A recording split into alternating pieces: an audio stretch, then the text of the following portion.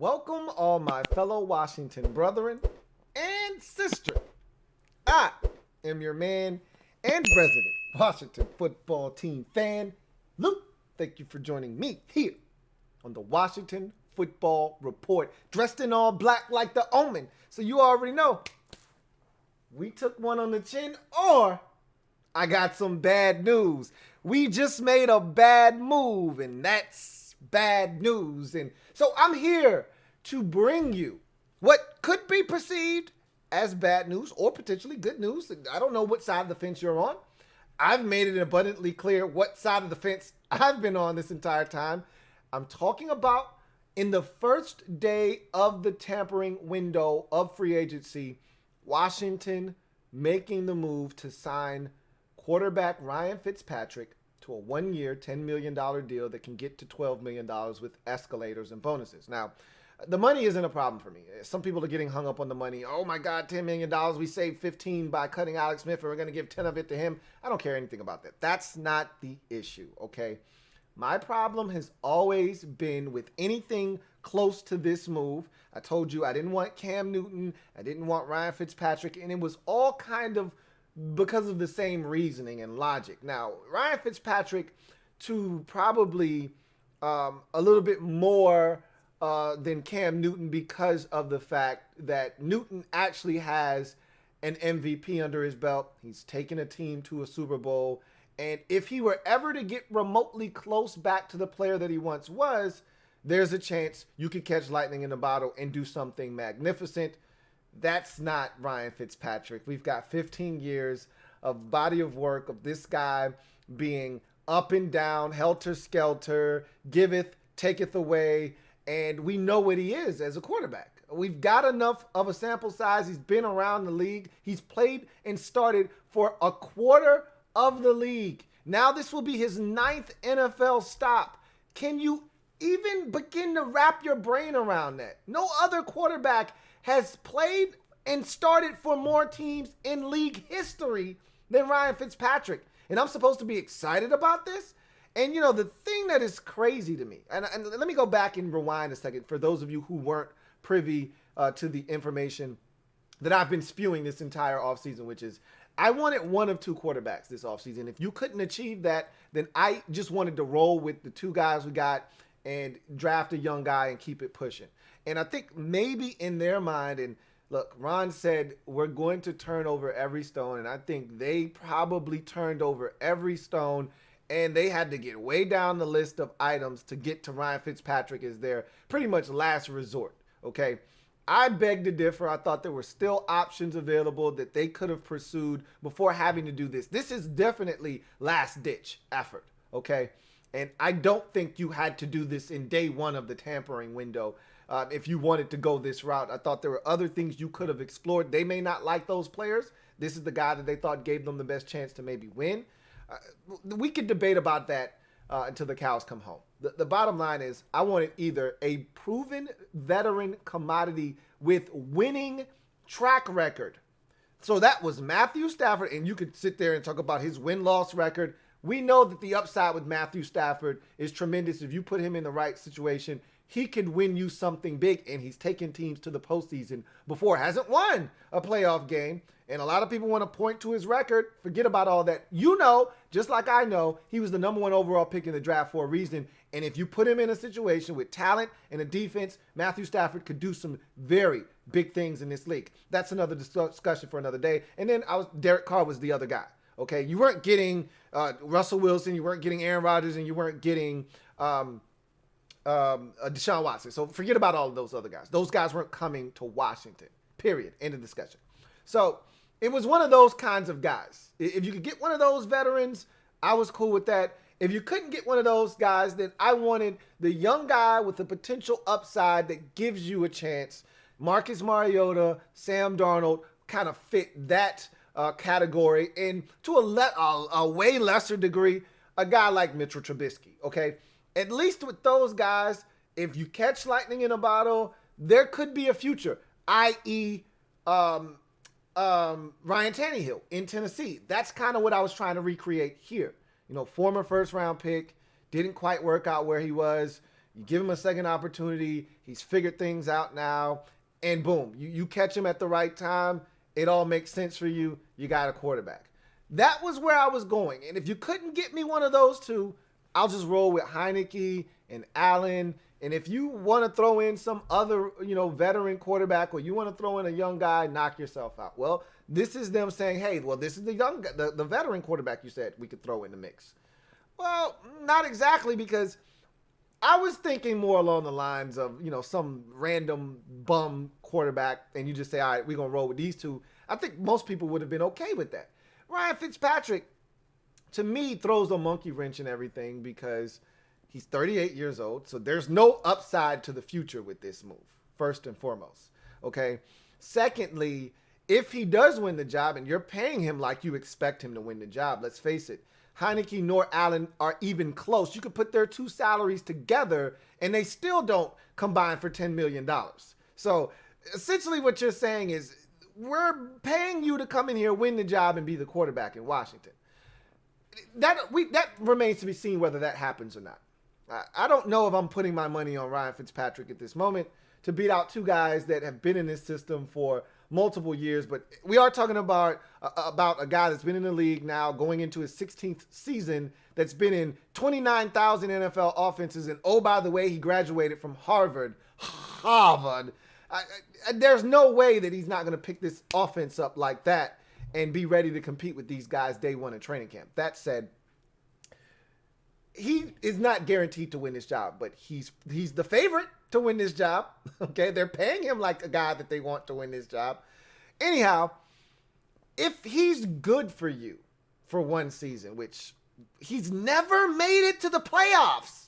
He's at that 1 year with the Jets. He went 10-6 and they missed the playoffs. He's never made it to the playoffs. And everywhere he goes, destruction follows. If he doesn't win the job, let's just go with the premise that Kyle Allen wins the job. Okay, we have this three-way competition. Kyle Allen emerges because we know Ron likes Kyle Allen. Of all the guys, Ron likes Kyle Allen the most. He's the youngest, and maybe they see upside and promise with him. Whatever the case may be, let's say Kyle Allen wins the job. I guarantee you, if you go and look at the track record of Ryan Fitzpatrick, he'll be done for the season within 7 weeks. He will not make it out of the first 7 weeks of the season. Probably even more like the first 5 or 6 weeks of the season. Go look at his track record. Everywhere he goes, there's a reason that he always ultimately starts. He's never signed to be the guy wherever he goes. He's signed to be the backup. And somehow, some way, he gets into the lineup because your starter is going to get hurt. That's how Ryan Fitzpatrick always weasels his way into the starting lineup. So not only are we not going to be good if Ryan Fitzpatrick is here, somebody's going to get hurt because of it. And we didn't need to do this, is my original point. Why are we bringing a 38-year-old journeyman veteran quarterback here to start when you got a couple of young guys that are looking for an opportunity that if they don't work, and let's say they get injured, whatever the case may be, you're screwed anyway. Okay, your season's more likely than not done if both of those guys get injured. Okay, we're back to square one, whether Ryan Fitzpatrick is here or he's not here. You're maybe less screwed if Ryan Fitzpatrick is here. You're still not winning shit. And so I can't believe the things that I'm reading from people that are excited about this. Oh my God, he gives you a chance to build and you don't have to spend a lot of money. And do you hear yourselves talking right now? It's going to be exciting and he's going to throw some interceptions, but he's going to push the football down the field. We're probably going to be 7-9, but it'll be fun. What? What the hell are you talking about? He's going to push the ball down the field. He's going to make some bad reads and he's going to have some bad decisions, but it's going to be fun? Are you out of your damn mind? What are we doing right now? Like, and you know, there's this prevailing thought, and I get this line of thinking, that with 3 veteran quarterbacks on the roster now, in Heineke, Allen, and now Fitzpatrick, there's no way, unless a guy falls into their lap that they hadn't planned on falling into their lap at 19. And I think a lot of people are getting hung up on 19. Like, you don't have to draft a quarterback at 19 in order for that guy to have a chance. They can spend 51 on a quarterback. They can spend one of those 2 third-rounders on a quarterback. Like, it doesn't have to be 19 in order for this guy to be legitimately viewed as the quarterback of the future.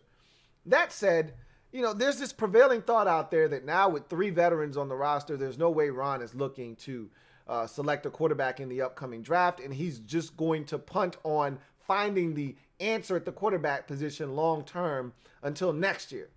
If that's the line of thinking, if you're not looking to get a quarterback and Ryan Fitzpatrick is being brought here to start just because you couldn't do anything else, to me that's a load of bullshit. And it's the first time I'm looking at Ron and I'm saying, bro, what are we doing right now? We're spinning our wheels in a circle here. Like, why are we doing this? There's no upside to this move.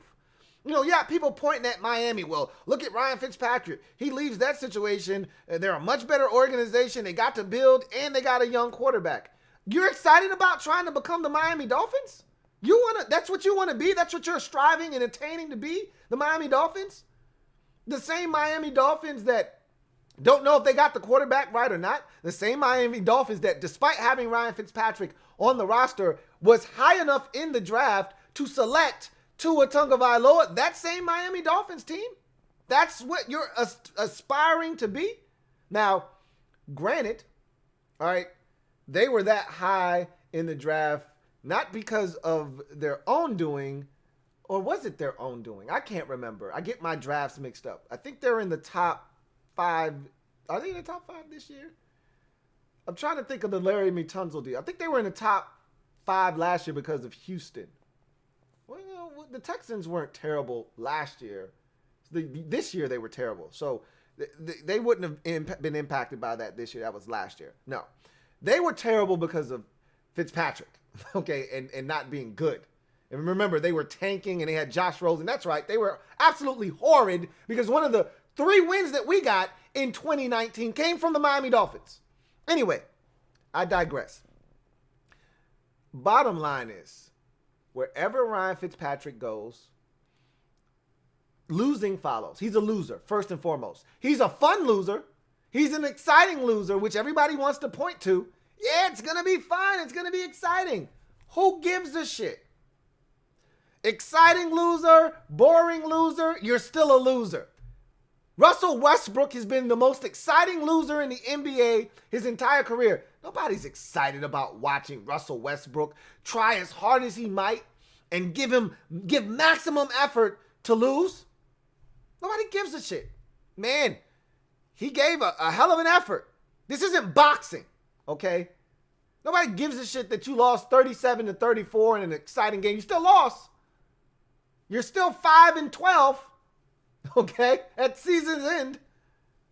I'm not looking forward to that. I mean, I'm assuming he wins the job, but whether he wins it or not, he's gonna play. He always plays. That's why I don't want him on my team, because he's going to find the starting lineup. There's no way to spin this into a positive. Having Ryan Fitzpatrick on the roster doesn't make this football team better. It just slows down the process of finding the right guy, whether that's Taylor Heineke, Kyle Allen, or somebody in the draft, or somebody that we're not even thinking of right now. It just delays the inevitable. Nothing good comes of Ryan Fitzpatrick being on your football team. You've got 15 years of solid empirical proof of that fact. He doesn't take you to the playoffs. You're going to lose ball games. And the only thing that may come of this any good is he may get you a high enough draft pick to get your quarterback in the following year's draft. But who wants to endure that? I don't agree with the people that think that this is a great move, that are excited to watch this unfold. We're essentially going into camp. And I'd much rather have just gone into camp with Heineke and Allen. If this is the best, I would have much rather you said, hey, we're gonna go sign Mitchell Trubisky on a 1-year deal. and let him compete with Allen and Heineke. I would have been much more ecstatic about that. Much more so than Ryan Fitzpatrick. And my biggest thing is, what's the difference? What's the difference between Mitchell Trubisky and Ryan Fitzpatrick? What's the difference? Why couldn't you have signed Mitchell Trubisky? Now, again, I don't know if they love him or not. They can't possibly love Ryan Fitzpatrick. They can like him. They don't love him. Nobody loves Ryan Fitzpatrick. Everybody likes him. He's a likable guy. Plays hard. He'll give you a shot. Mitchell Trubisky's actually led a team to the postseason. I'm not saying. I'm just saying. Okay? At the end of the day, at least if you were to go out and sign Mitchell Trubisky or Marcus Mariota, and trust me, he's either going to be traded or he's going to be released. You would have had an opportunity. That means they didn't want Mariota all that much. Or the Raiders' asking price was a little bit too steep for their liking. Whatever the case may be. Marcus Mariota, Mitchell Trubisky, Sam Darnold all give you something that Ryan Fitzpatrick can't give you. They give you an opportunity to see if there's a future or not with this guy. You're not just spinning your wheels in place for a season for no reason other than we didn't have another option. If you're going to spin your wheels in place because you didn't have another option, then we should be doing it with Kyle Allen and Taylor Heineke. You want to go sign a veteran? Go sign Chase Daniel. He's not going to bother anybody. He'll be your third string quarterback. Those two get hurt. Play him for the rest of the damn season. Go sign some bum like that. There are plenty of them out there. Trust me. You can find a veteran quarterback that in case of an emergency, we can break the glass and this guy can start the final 6 games of the season for us. If that's how you feel. You really think you're going to win something of note with Ryan Fitzpatrick? You really do. So did the Bills. So did the Dolphins. So did the Bengals. So did the Rams. So did the Titans. So did the Texans. Do I need to keep going on because I can? Because there's at least 3 or 4 more teams left that I didn't name. The Jets. Why do you think this is going to be any different in year 16? I don't agree with this move unless you are drafting a quarterback. And it doesn't have to be a first rounder. It could be a second round or third round quarterback. Hell, it could be the 4th round. As long as there's a young guy with some type of upside that you believe in. I'm not talking 6th, 7th round throwaway draft pick. You know, a guy on the level of a Steven Montez, even though he was undrafted. I'm not talking about one of those types of guys. I'm talking about a realistic guy that at some point is going to get a shot. More likely than not, it's got to be a day 1 or day 2 guy. 1st, 2nd, or 3rd round. If there's not a plan to get one of those guys, if it is possible, I'm not saying you got to start, going all out of your way to try to get a guy in the 1st or the 2nd or the 3rd. But if somebody falls in your lap and you really like that guy, if that's not the plan, then to me, this wasn't a well thought out plan by Ron Rivera and company. I think it was just their way of saying, we're not going to leave our quarterback situation the way it is. We got to do something. And this was we got to do something. I'd rather you have done nothing. Sometimes the best move you make is the move you don't make at all. To me, there's not much good that can come of this. You may not agree with me. I'd love to hear how you guys feel about Ryan Fitzpatrick landing here in D.C. I feared this. I knew it was a possibility. I had heard rumblings and grumblings about this. Obviously, this was not their first choice. It wasn't their second choice. It wasn't their 3rd, 4th, 5th choice. Probably was their 10th choice. But before this choice should have been, hey, let's just roll with Taylor Heineke and Kyle Allen. Let's just roll with those 2. Those guys still have a chance to win the job. He hasn't been given anything other than an opportunity, just like they're going to have. But if he comes in and beats them out, what does that say about them? I don't know, man. I don't love this.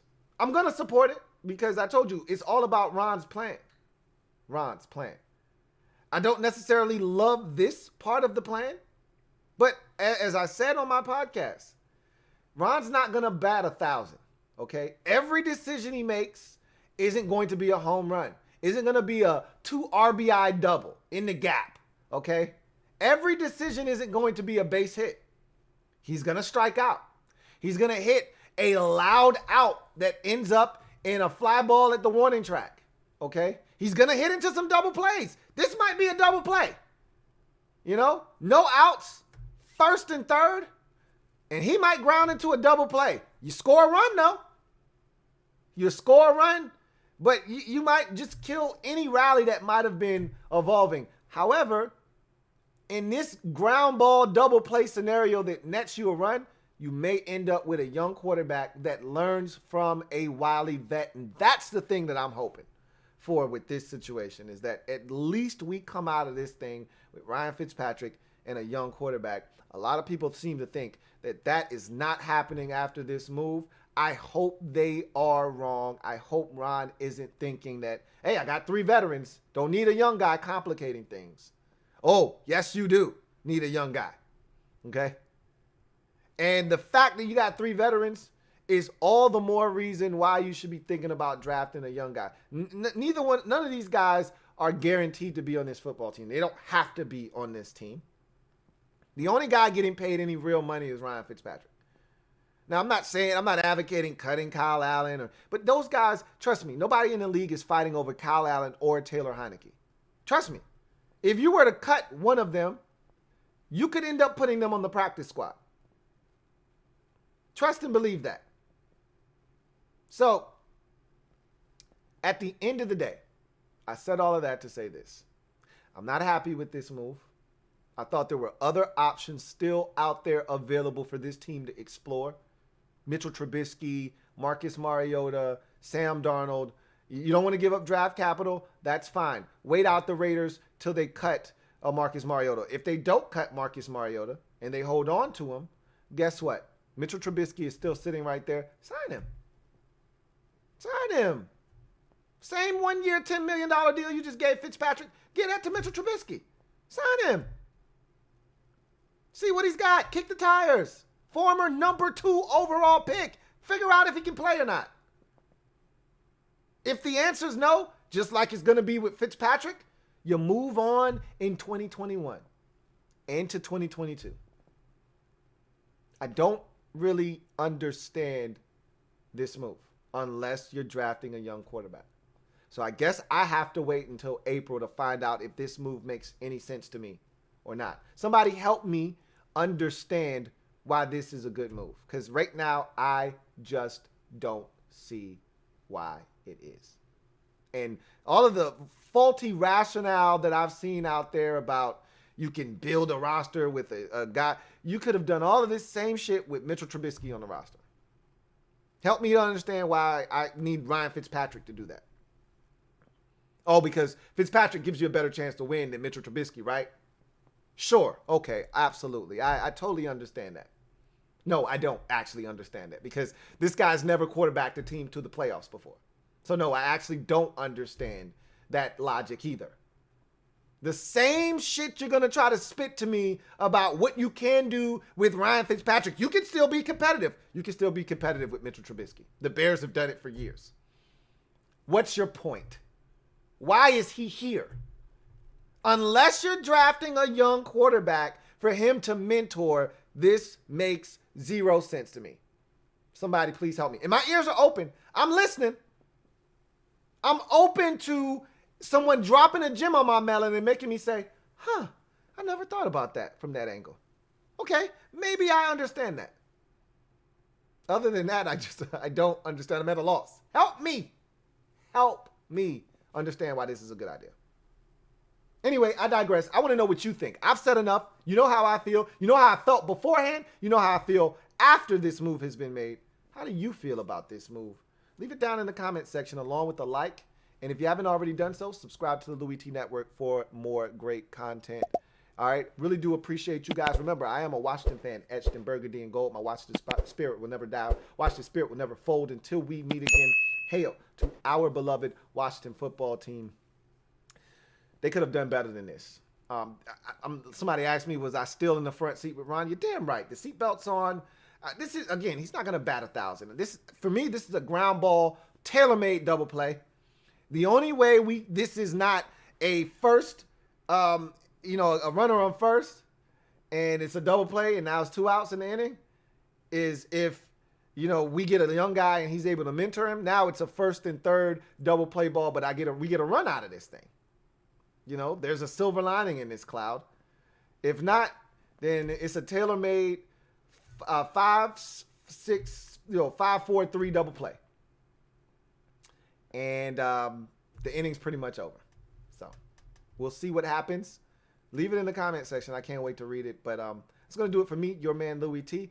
Free agency is just getting underway. Okay? You guys relax. All of the big names are still out there for the most part. There's a lot of work left to be done. We are getting ourselves a free agent wide receiver. I am convinced of that. This hasn't changed my mind on that at all.